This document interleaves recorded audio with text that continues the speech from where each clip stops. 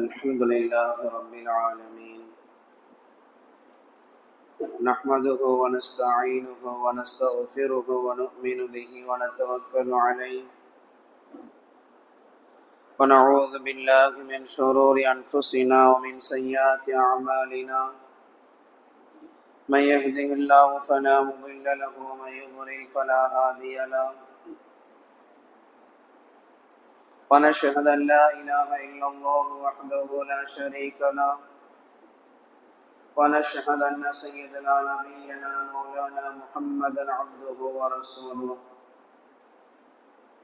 أرسله بالحق بشيرا ونذيرا وداعيا إلى الله بإذنه وسراجا منيرا أما بعد فقد قال الله تعالى في القرآن العظيم والفرقان المجيد أعوذ بالله من الشيطان الرجيم بسم الله الرحمن الرحيم ولا تمشي في الأرض مرحا صدق الله العظيم. எல்லா புகழும் அல்லாஹ் ஜல்ல ஷானஹு தஆலா ஒருவனுக்கே உரித்தாகட்டுமாக. கண்மணி நாயகம் ஸல்லல்லாஹு அலைஹி வஸல்லம் அவர்களின் மீதும் அவர்களின் வழிவந்த சஹாபாக்கள், தாபிஈன்கள், தபா தாபிஈன்கள், ஷுஹதாக்கள், சாலிஹீன்கள், நல்லோர்கள் நம் அனைவரின் மீதும் அல்லாஹ்வின் அன்பும் அருளும் என்றென்றும் நிறைவாக உண்டாகட்டுமாக. ஆமீன்.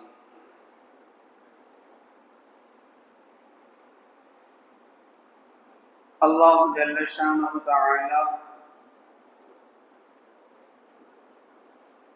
அவன் படைப்பில் சிறந்தவர்களாக இருக்கக்கூடிய மனிதர்களுக்கு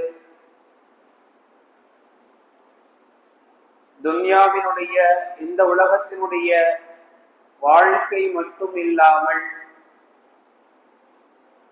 மரணத்திற்கு பின்னால் முடிவில்லாத ஒரு வாழ்க்கையை அல்லாஹ் ஏற்படுத்தி வைத்திருக்கிறான். முஃமின்களை பொறுத்தவரை மரணம் என்பது வாழ்க்கைக்கான ஒரு முடிவு அல்ல, மறுமையின் வாழ்க்கைக்கான ஒரு துவக்கம். இனிமேல் ஒரு மௌத்து இல்லாத, மரணம் இல்லாத ஒரு வாழ்க்கைக்கான துவக்கமாகத்தான் முஃமின்கள் மரணத்தை பார்க்க வேண்டும். அல்லாஹ் அப்படித்தான் அமைத்து வைத்திருக்கிறான். மரணத்திற்கு பின்னால் நல்லவர்களாக இருந்தால் அவர்கள் சொர்க்கவதிகளாகவும், தீயவர்களாக இருந்தால் அவர்கள் நரகத்துக்குரியவர்களாகவும் அல்லாஹ் தீர்ப்பு செய்து அவர்களை அந்தந்த நிலையில் வாழ வைப்பான் என்பது குர்ஆனும் ஹதீஸும் நமக்கு சொல்லக்கூடிய ஒரு செய்தி.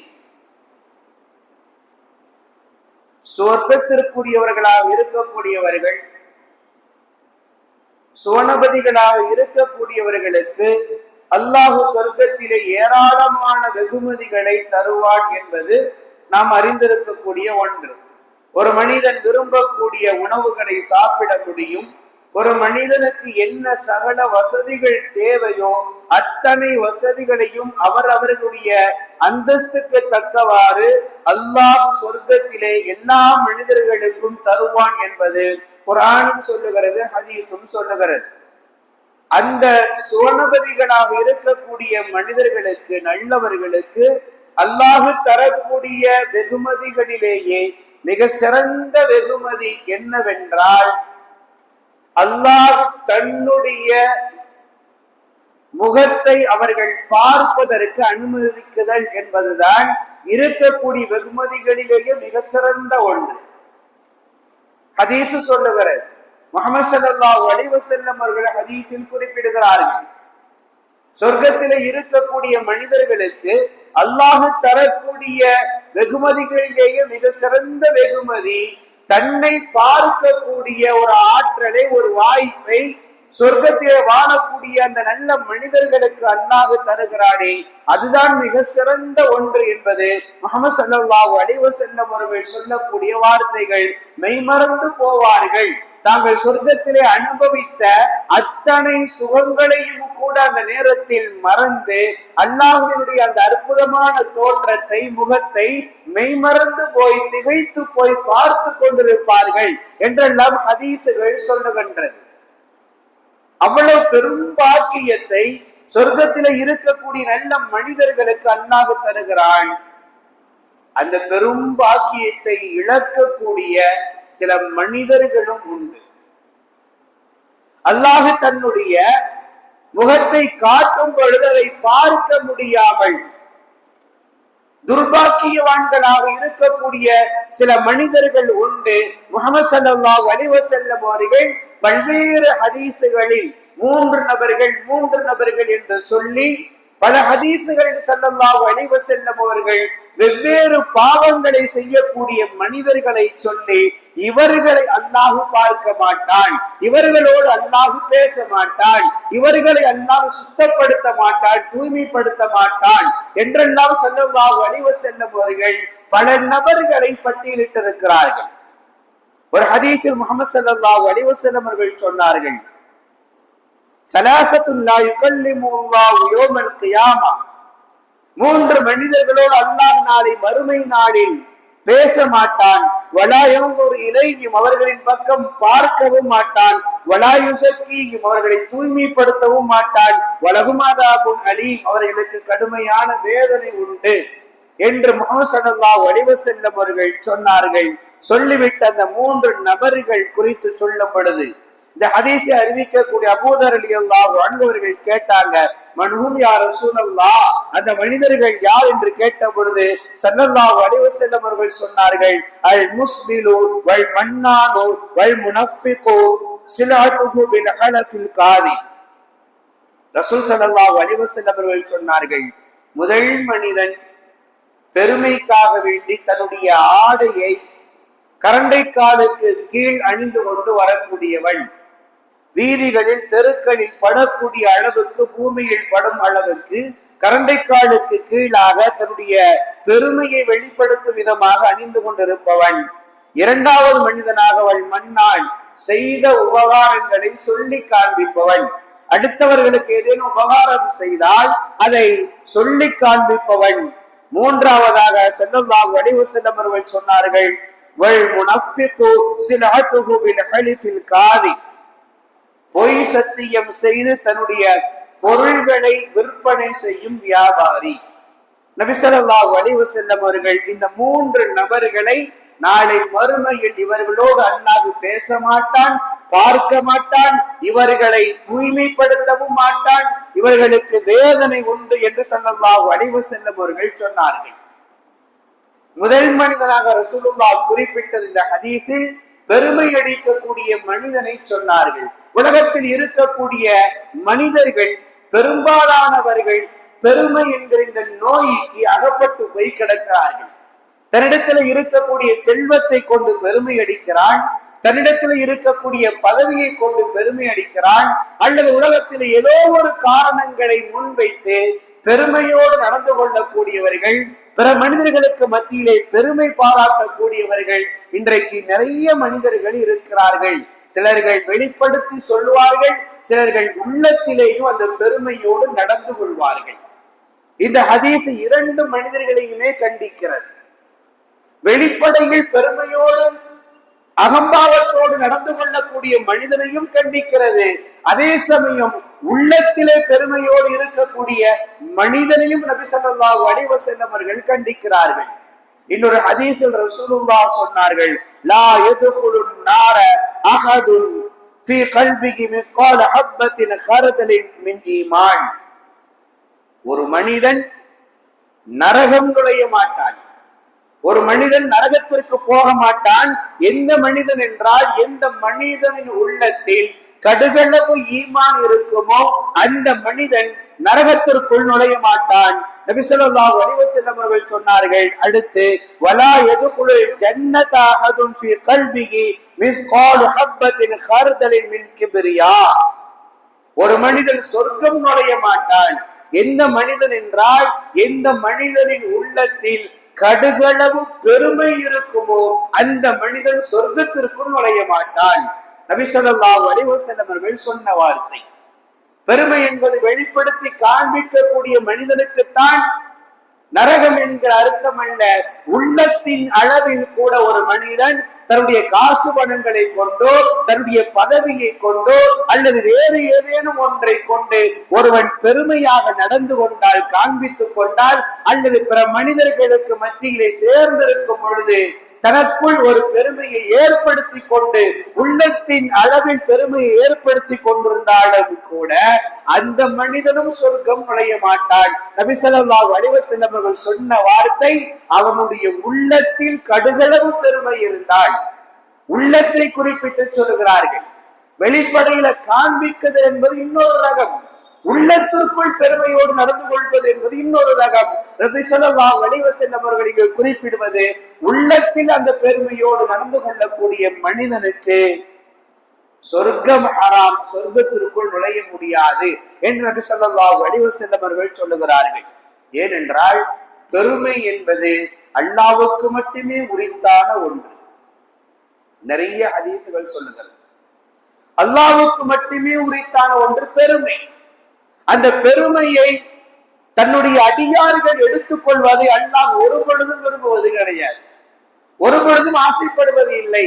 தனக்கு இருக்கக்கூடிய அந்த பெருமை என்கிற தகுதியை தன்னுடைய அடிமைகளாக இருக்கக்கூடிய மனிதர்கள் அதை பயன்படுத்துவதை அல்லாஹ் ஒரு காலம் விரும்புவது இல்லை. அதனால் தான் இவ்வளவு கடுமையான வார்த்தைகளை பெருமையாளர்களை பற்றி நபி ஸல்லல்லாஹு அலைஹி வஸல்லம் அவர்கள் குறிப்பிட்டிருக்கிறார்கள். ஒரு ஹதீஸில் வல் கிப்ரியாஉ ரிதாஉ, நபி ஸல்லல்லாஹு அலைஹி வஸல்லம் அவர்கள் சொல்கிறார்கள், அல்லாஹ்வின் மேலாடை பெருமை என்கிறார்கள். பெருமை என்பது அல்லாஹ்வின் மேலாடை என்று நபி ஸல்லல்லாஹு அலைஹி வஸல்லம் அவர்கள் சொல்கிறார்கள். அதை யாராவது பிடுங்குவதற்கு நினைத்தால் அவர்கள் அல்லாஹ்வோடு போட்டி போடுகிறார்கள். எனவே எந்த சமயத்திலேயும் சரி ஒரு மனிதனிடத்தில் இருக்கக்கூடாத தன்மை பெருமை என்பது. குர்ஆன் ஒரு செய்தியை சொல்லுகிறது, வலா துஸஇர் ஹத்தக லின்னாசி, மனிதர்களிடத்தில் பெருமையோடு அவர்களை பார்ப்பதை விட்டு நீங்கள் உங்களுடைய முகத்தை திருப்பிக் கொள்ள வேண்டாம். பெருமையினுடைய அடிப்படையில் ஒரு மனிதனை பார்க்காமல் உடைய முகங்களை நீங்கள் திருப்பிக் கொள்ள வேண்டாம். வலா தம்ஷி ஃபில் அர்தி மர்ஹா, பூமியில் நீங்கள் பெருமையோடு நடக்கவும் வேண்டாம். நீங்கள் முகத்தையும் திருப்பாதீர்கள். பெருமையின் அடையாளமாக ஒரு மனிதனை பார்ப்பதை விட்டு அவர்களை அற்பமாக நினைத்து, ஒரு மனிதனை அற்பமாக நினைத்து அவன் ஏழையாக இருக்கிறான் என்கிற காரணத்தினாலோ அல்லது வேறு ஏதேனும் காரணத்தினாலோ ஒரு மனிதனை அற்பமாக நினைத்து நீங்கள் முகம் திருப்பிக் கொள்ளவும் வேண்டாம். அதே சமயம் பூமியில் நீங்கள் பெருமையோடு நடக்கவும் வேண்டாம். இன்னல்லாஹ லா யுஹிப்பு குல்ல முக்தாலின் ஃபகூர், நிச்சயமாக அல்லாஹ் பெருமை அடிப்பவர்களை, அகப்பெருமை உள்ளவர்களையும் அதே போன்று ஆணவத்தோடு நடந்து கொள்ளக்கூடியவர்களையும் அல்லாஹ் நேசிப்பது இல்லை. குர்ஆனுடைய வார்த்தை நாம் புரிந்து கொள்ளணும். எவ்வளவு கவனத்தோடு இந்த நிலைகளை நாம் புரிந்து கொண்டு வாழ வேண்டும் என்பதை நாம் புரிந்து கொள்ளணும். வலா தம்ஷி ஃபில் அர்தி மர்ஹா இன்னக லன் தக்ரிகல் அர்த வலன் தப்லுகல் ஜிபால தூலா. இன்னொரு குர்ஆனுடைய இன்னொரு வசனத்தில் அல்லாஹ் சொல்லக்கூடிய வார்த்தை, நீங்கள் பூமியில் பெருமையோடு நீங்கள் நடக்காதீர்கள். பூமியில் கர்வத்தோடும் அகம்பாவத்தோடும் பெருமையோடு நீங்கள் நடக்காதீர்கள். அப்படி நீங்கள் நடந்து இந்த பூமியை பிளந்து விடவும் மாட்டீர்கள், மழையினுடைய உயரத்தையும் நீங்கள் கடந்து விடவும் மாட்டீர்கள். உங்களால் அது முடியாது.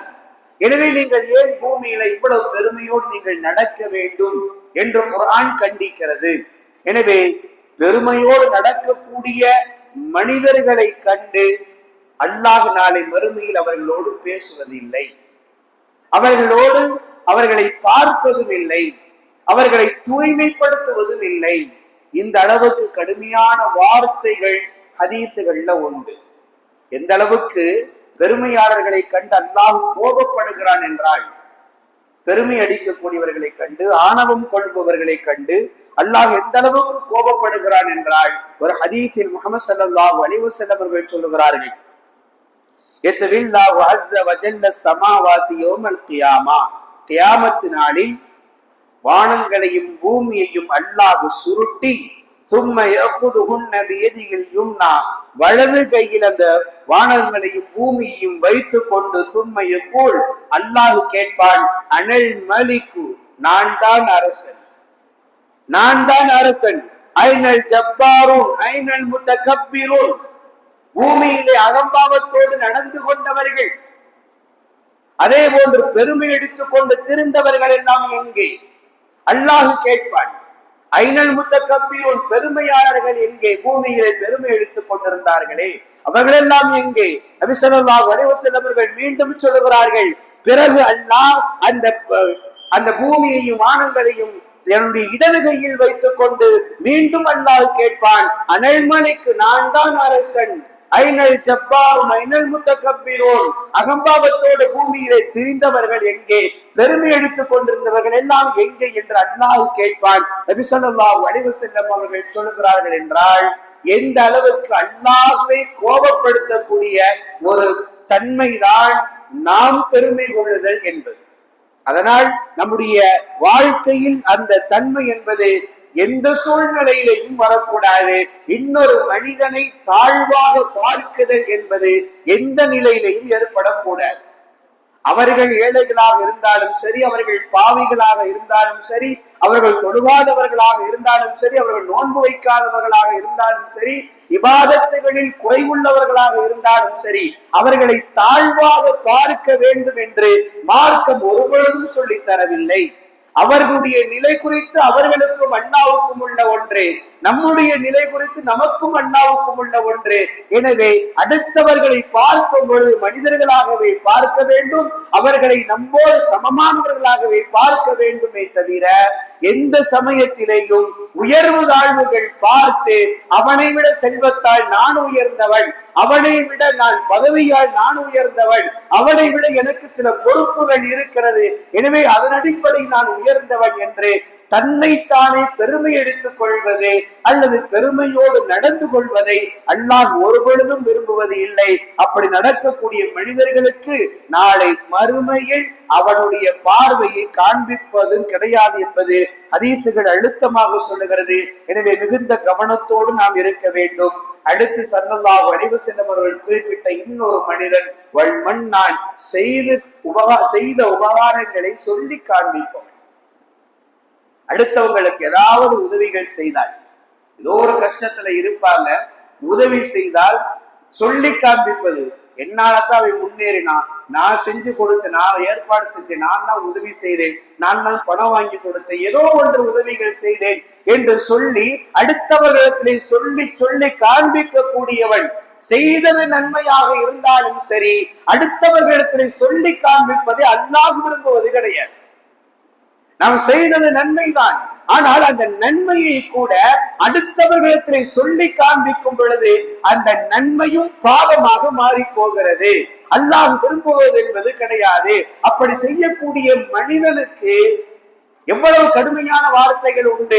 அவர்களை பார்ப்பதும் இல்லை, பேசுவதும் இல்லை, அவர்களை தூய்மைப்படுத்துவதும் இல்லை, அவர்களுக்கு நோய்வினை உண்டு, வேதனை உண்டு என்று அல்லாஹ்வின் தூதர் ஸல்லல்லாஹு அலைஹி வஸல்லம் அவர்கள் சொல்லுகிறார்கள். என்றால் அடுத்தவர்களுக்கு உதவி செய்தோம் என்றால் அந்த உதவியை அடுத்தவர்கிட்ட நம்ம சொல்லி காண்பிக்கவே கூட, எந்த உதவிகள் செய்திருந்தாலும் சரி, நாம் அடுத்தவர்களுக்கு சொல்லி காண்பிக்காத ஒரு குணம் இருந்தால் மட்டும்தான் நாம் செய்த அந்த உபகாரத்திற்கு அல்லாஹ்விடத்திலே கூலியை பெற முடியும். அடுத்து முஹம்மது ஸல்லல்லாஹு அலைஹி வஸல்லம் அவர்கள் குறிப்பிட்ட மனிதர், பொய் சத்தியம் செய்து தன்னுடைய வியாபாரத்தை, தன்னுடைய பொருள்களை விற்பனை செய்யக்கூடிய வியாபாரி. உலகத்தில் இன்றைக்கு நிறைய இது நடக்குது. வியாபாரிகள் தங்களுடைய பொருள்களை விற்பனை செய்ய வேண்டும் என்பதற்காக வேண்டி கிடைத்த ஒரு கஸ்டமரை எப்படியாவது கவர் பண்ணி வாங்க வைக்க வேண்டும் என்பதற்காக வேண்டி இல்லாத பொல்லாத செய்திகளை எல்லாம் சொல்லி அவர்களை பொருள்களை வாங்க வைக்கக்கூடிய குணம் இன்றைக்கு எல்லா வியாபாரிகளிடத்திலேயும் நிரம்பி போய் கிடக்கிறது. இது மிக பெரும் பாவம் என்பது நபி ஸல்லல்லாஹு அலைஹி வஸல்லம் அவர்கள் சொல்லக்கூடிய ஒன்று. மிக பெரும் குற்றமாக பாவமாக மார்க்கம் பார்க்கிறது. ஆனால் அதே சமயம் ஒரு உண்மையான வியாபாரியாக இருந்தால், ஒரு உண்மையை பேசி ஒரு பொருளை விற்பனை செய்யக்கூடிய ஒரு மனிதனாக இருந்தால் அவர்களுக்கு கிடைக்கக்கூடிய வெகுமதிகள் ஏராளம். ஒரு ஹதீஸில் முஹம்மது ஸல்லல்லாஹு அலைஹி வஸல்லம் அவர்கள் சொல்லுவார்கள், எவ்வளவு சிறப்புகள் ஒரு உண்மையான வியாபாரிக்கு, உண்மையை பேசி வியாபாரம் செய்யக்கூடிய மனிதனுக்கு. அத்தாஜிருல் சுதூக்குல் அமீன் மஅன் நபிய்யின வஸ்ஸிதீகீன வஷ்ஷுஹதா.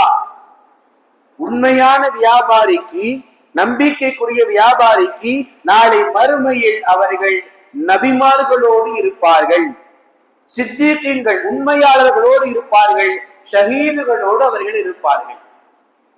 இது நமக்கு இந்த உலகத்தை பொறுத்தவரை இதெல்லாம் ஒரு சாதாரணமான ஒன்றாக தெரியலாம். ஆனால் நாளை மறுமையில நபிமார்களோடு சேர்ந்து இருக்கக்கூடிய ஒரு பாக்கியம் என்பது ஒரு மிகப்பெரிய பேரருளாக அன்றைக்கு தெரியும். அந்த பாக்கியத்தை அல்லாஹ் யாருக்கு தருகிறான் என்றால், ஒரு உண்மையான வியாபாரிக்கு அல்லாஹ் தருகிறான். ஒரு பொருளில் குறை இருக்கிறது என்றால் அந்த குறையை சொல்லி விற்பனை செய்வது தவறல்ல. அது என்ன நிலையோ அந்த நிலையை, உண்மையை வெளிப்படுத்தி சொல்வது தவறு கிடையாது. அப்படி செய்யக்கூடிய வியாபாரிகளுக்கு தான் அல்லாஹ் நபிமார்களோடு இருக்கக்கூடிய பாக்கியத்தை அல்லாஹ் தருகிறான். எவ்வளவு பெரிய பாக்கியம்! இந்த உலகத்தில் எந்த மனிதனுக்காவது கிடைக்கிறதா? நாளை மறுமையில் கிடைக்கிறது என்பது அவ்வளவு சிறப்புக்குரிய ஒரு பாக்கியம். அந்த பாக்கியத்தை அல்லாஹ் உண்மையான மனிதர்களுக்கு தருகிறான்.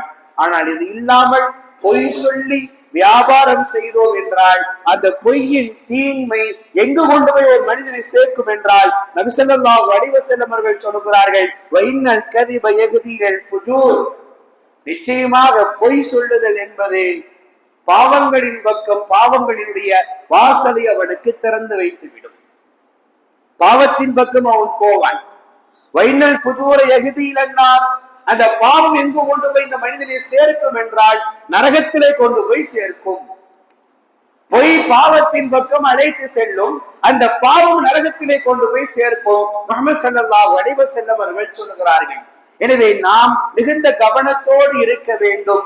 குறிப்பாக வியாபாரிகளாக இருக்கக்கூடிய நாம் மிகுந்த கவனத்தோடு எந்த பொருள்களை விற்பனை செய்வதாக இருந்தாலும் சரி, அதனின் உண்மை தன்மைகளை சொல்லித்தான் விற்பனை செய்ய வேண்டுமே தவிர, நமக்கு ஒரு வியாபாரம் நடக்க வேண்டும் என்பதற்காக, ஒரு காசை பார்க்க வேண்டும் என்பதற்காக வேண்டி பொய் சொல்லி நாம் வியாபாரம் செய்து விட்டோம் என்றால் அது நாளை மறுமையில், மௌத்துக்கு பின்னால், மரணத்திற்கு பின்னால் அதுவே கடுமையான வேதனையை நமக்கு தரும் என்பதை மிகுந்த கவனம் கொள்வதற்கு நாம் கடமைப்பட்டிருக்கிறோம்.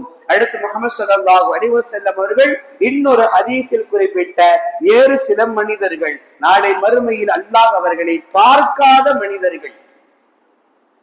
ஆக்கோலில் வாடிதை, தன்னுடைய பெற்றோர்களை நோய்வினை செய்யக்கூடிய மனிதர்கள். தன்னை பெற்றெடுத்த பெற்றோர்களை யார் நோய்வினை செய்கிறார்களோ அந்த மனிதர்களை நாளை மறுமையில் அல்லாஹ் பார்க்க மாட்டான். அவர்களுக்கும் வேதனை உண்டு. இன்றைக்கு உலகத்திலே இது மிகச் சாதாரணமாக இன்றைக்கு நடந்து கொண்டிருக்கிறது.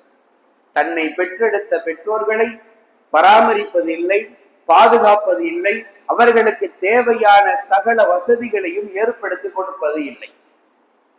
காசு பணங்கள் இருக்கக்கூடிய மனிதர்கள் கூட பெற்றோர்களை முதியோர் இல்லங்களிலே கொண்டு போய் தள்ளிவிட்டு மாதம் அவர்களுக்கு தேவையான காசுகளை மட்டும் கொடுத்து விட்டு யாரோ ஒரு மனிதர் பராமரித்துக் கொண்டிருக்கிறார்கள். சமூகத்தில் இன்றைக்கு இது நாளுக்கு நாள் அதிகரித்துக் கொண்டு வருகிறது. சில பெற்றோர்கள் இந்த மனோநிலைக்கு தள்ளப்பட்டு விட்டார்கள்.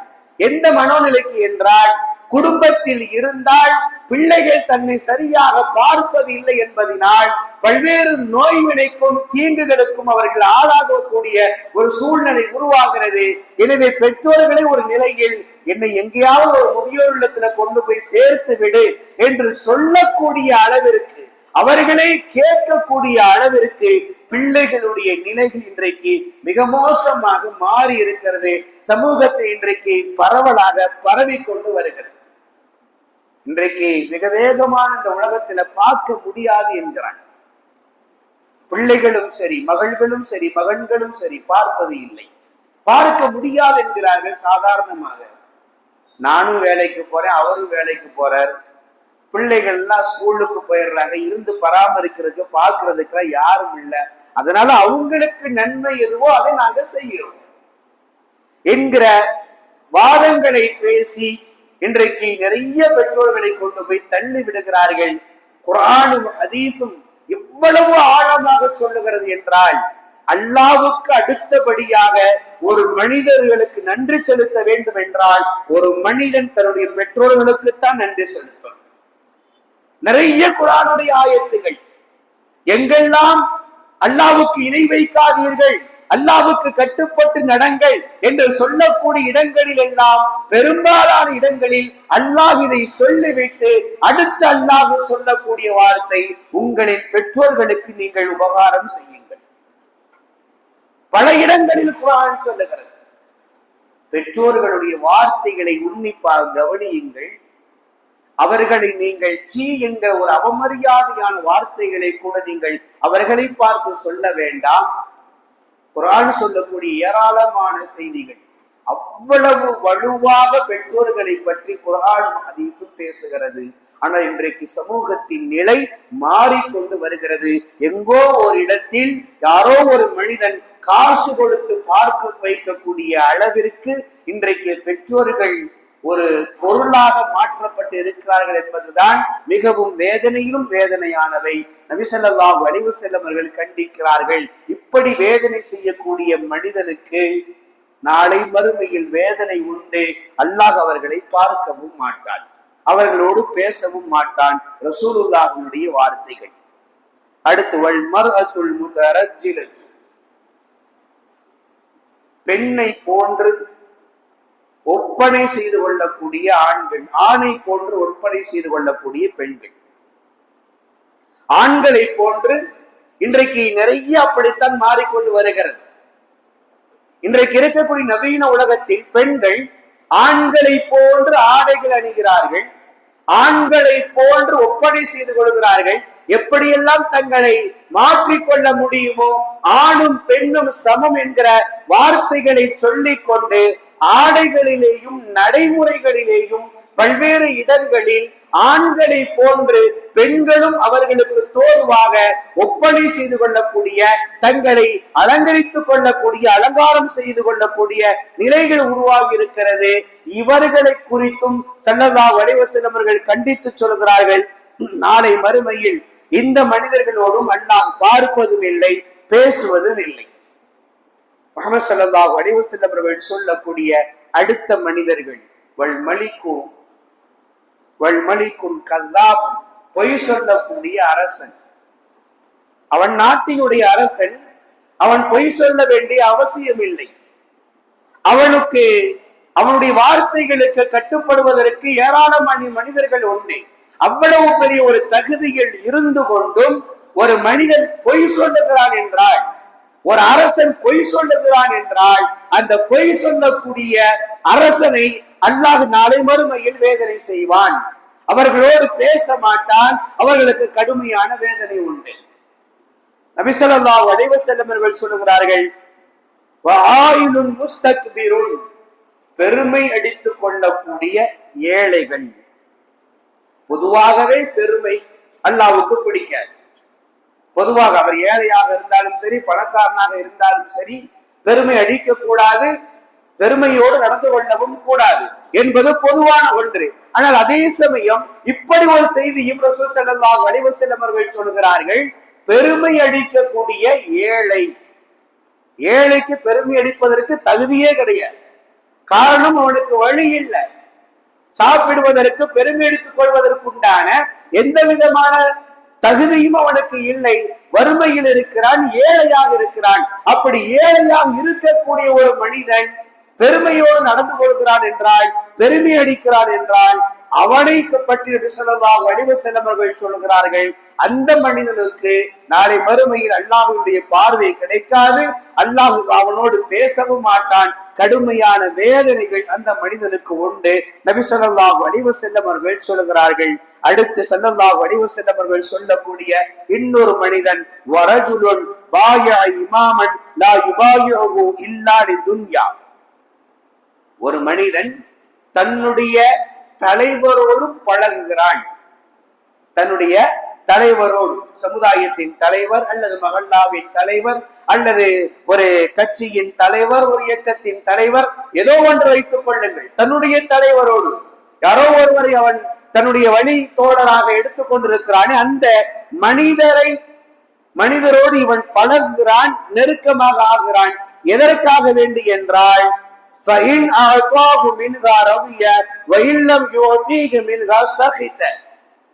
துன்யாவினுடைய காரணத்திற்காக வேண்டி தன்னுடைய தலைவரோடு பழகுறான். எதுக்காண்டு? துன்யாவினுடைய காரணத்துக்காக வேண்டி. அவரோடு பழகுனா உலகத்துல ஏதாவது நமக்கு கிடைக்கும். கிடைக்கும் பொழுது பொருந்திக் கொள்கிறான், கிடைக்காத பொழுது அதே தலைவரை பற்றி கோபப்படுகிறான். நபி ஸல்லல்லாஹு அலைஹி வஸல்லம் அவர்கள் மிக அழுத்தமாக தெளிவாகவே சொல்லி இருக்கிறார்கள்.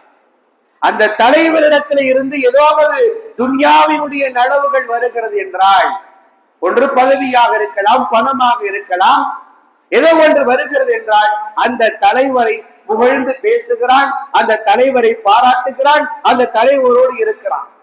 ஆனால் அதே தலைவரிடத்துல இருந்து எதுவுமே கிடைக்கலைன்னா, துன்யாவுடைய காரணங்கள், பதவியோ பணமோ எதுவுமே கிடைக்கவில்லை என்றால் அதே தலைவர் மீது இவன் கோபப்படுகிறான். இப்படி துன்யாவினுடைய காரணத்திற்காக வேண்டி ஒரு தலைவரோடு இவன் பழகுகின்றான் என்றால், இந்த மனிதனும் தீயவன், இந்த மனிதனும் கெட்ட மனிதன், இந்த மனிதனுக்கும் அல்லாஹ்வுடைய பார்வை இல்லை, அல்லாஹ் இந்த மனிதனையும் பார்க்க மாட்டான் என்பது நபி ஸல்லல்லாஹு அலைஹி வஸல்லம் அவர்கள் சொல்லக்கூடிய செய்திகள் நாம் புரிந்து கொள்ள வேண்டும். எவ்வளவு தெளிவாக இன்றைய காலத்திற்கு தோதுவான ஒரு செய்தியாகவே இருக்கிறது. இன்றைக்கு அரசியல் கட்சியாக இருந்தாலும் சரி, மற்ற இயக்கத்தினுடைய சூழ்நிலைகளாக இருந்தாலும் சரி, என்ன நடக்கிறது?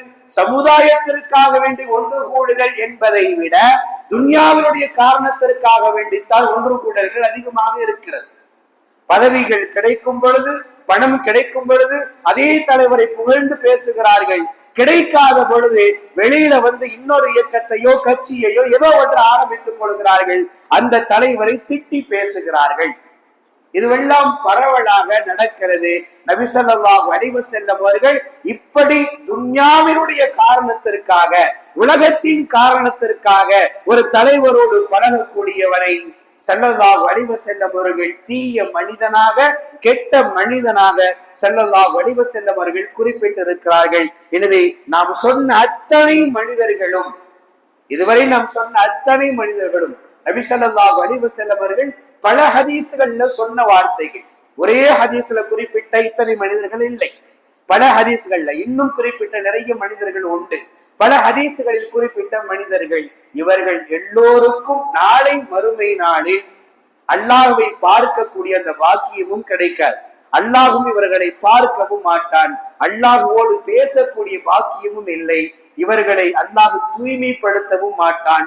கடுமையான வேதனை இந்த மனிதர்களுக்கு உண்டு என்பது நபி ஸல்லல்லாஹு அலைஹி வஸல்லம் அவர்கள் சொன்ன வார்த்தைகள். எனவே இந்த பாவத்தில் இருந்து நாம் நம்மை தற்காத்துக் கொள்ள வேண்டும், நம்முடைய சமுதாயத்தையும் பாதுகாத்துக் கொள்ள வேண்டும். அல்லாஹ் தஆலா நாளை மறுமையில் நம் அனைவரையும் இந்த பாவங்களிலிருந்து முழுமையாக விடுதலை பெற்று சுவனபதிகளாக ஆகக்கூடிய பாக்கியத்தை அல்லாஹ் தந்தல் புரிவானாக. நாளை மறுமையில் அல்லாஹுவை பார்க்கக்கூடிய அந்த பெரும் பாக்கியத்தை அல்லாஹு தஆலா நம் அனைவருக்கும் நசீபாக்கி தருவானாக. ஆமீன். வாஹிரு தஅவானா அனில் ஹம்துலில்லாஹி ரப்பில் ஆலமீன். அஸ்ஸலாமு அலைக்கும் வரஹ்மத்துல்லாஹி வபரகாத்துஹு.